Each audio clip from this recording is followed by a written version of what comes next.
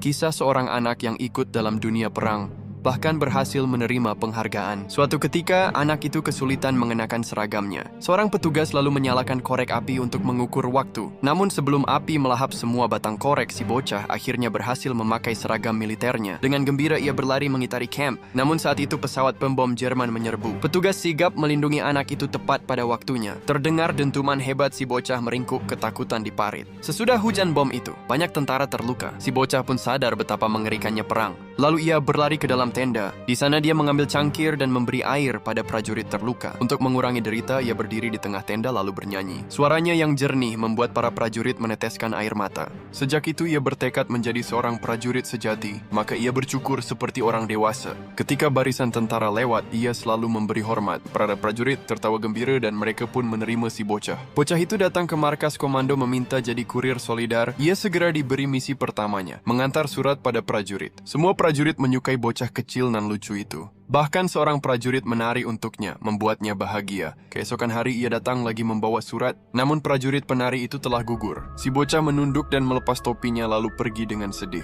Suatu hari ia ikut patroli seperti bagai seorang pramuka. Ia mengangkat teropong tak sengaja melihat kaki tersembunyi di jerami. Cepat-cepat ia lari kembali ke camp dan melapor pada rekannya.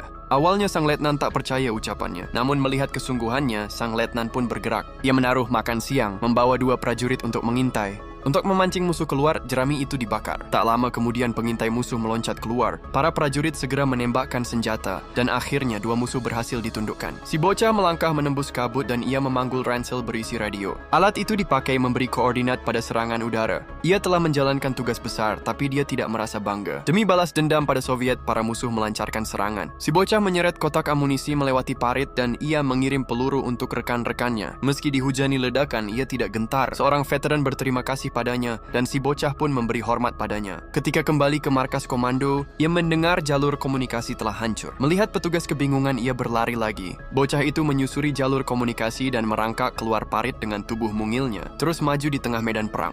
Ia menyambungkan kabel-kabel yang terputus. Sambungan pun kembali hidup dan akhirnya komunikasi pulih, musuh berhasil dipukul mundur. Karena jasa itu, sang jenderal mendengar kabarnya dan ia lalu memberi medali kehormatan padanya.